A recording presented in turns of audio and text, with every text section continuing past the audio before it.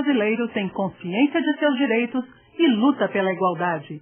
Essa força foi conquistada ao longo dos séculos, desde o dia em que um líder guerreiro entregou a própria vida para conquistar a liberdade.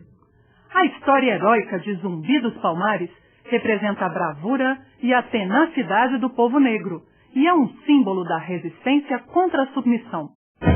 No início do século XVII, Recife era o porto de saída do açúcar, maior riqueza do Brasil naquela época, para a Europa.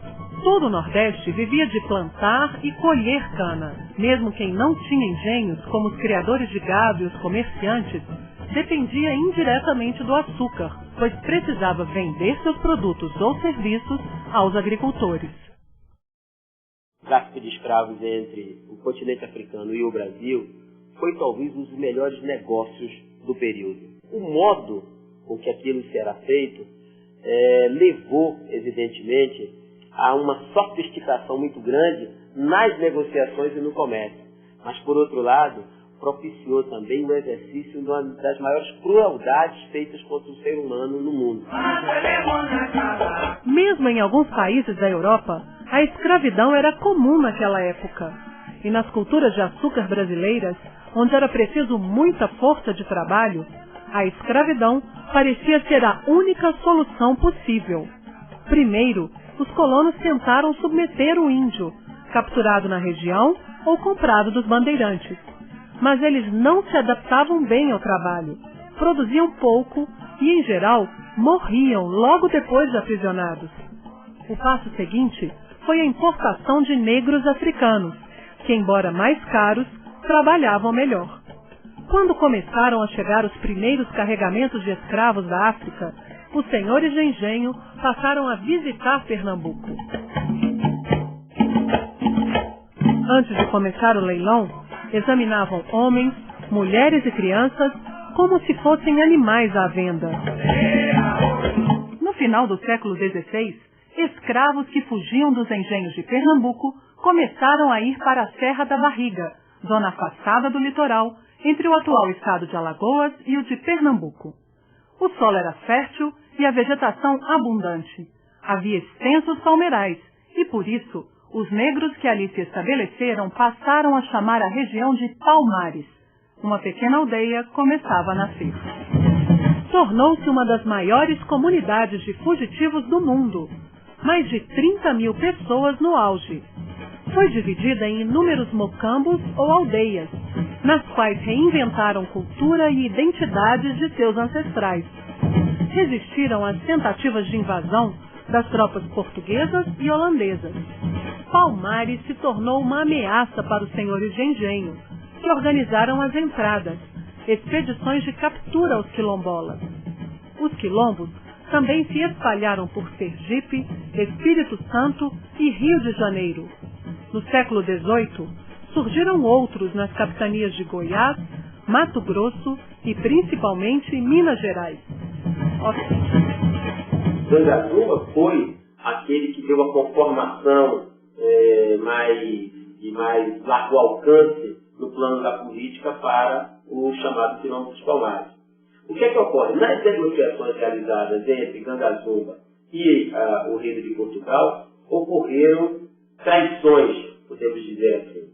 Ou seja, acordos que foram firmados e não foram cumpridos. E isso começou a desatar a liderança de Gangazumba perante os quilombolas. Zumbi surgia como grande guerreiro. Seu nome e sua coragem começavam a virar lenda. Vários governadores de Pernambuco tentavam acabar com Palmares, dentre eles Pedro de Almeida. Para ele, mais do que a extinção do quilombo, interessava a submissão dos negros ao governo. Chegou a propor um tratado de paz, que oferecia em troca da lealdade à coroa o reconhecimento da autonomia de seus habitantes.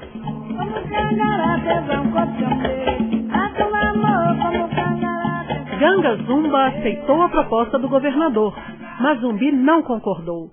Para ele, não se tratava somente de viver livre, mas também de libertar os que ainda estavam escravizados.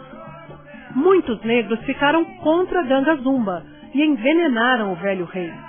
Assumiu em seu lugar Zumbi, o líder guerreiro que defendeu Palmares e levou o quilombo a terríveis batalhas. O novo governador, Aires de Souza Castro, espalhou por todas as vilas ordens para que Zumbi se entregasse com seus homens. Mas ele resistiu por anos, desvencilhou-se com poucas armas e muita estratégia. Outros comandantes também tentaram prendê-lo, mas não conseguiram. O bandeirante Domingos Jorge Velho comandou a última batalha, que aconteceu na madrugada de 6 de fevereiro de 1694. Depois de um cerco de 3 anos e uma batalha de 22 dias, a luta chegou ao fim. Zumbi conseguiu fugir, mas cerca de um ano depois, foi encontrado em um esconderijo. O grande guerreiro resistiu até a morte.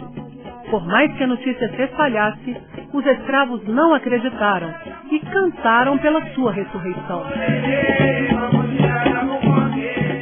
O Zumbi se transformou num símbolo tão poderoso que ele gerou também várias versões sobre a sua morte. A versão que nós temos é que a versão mais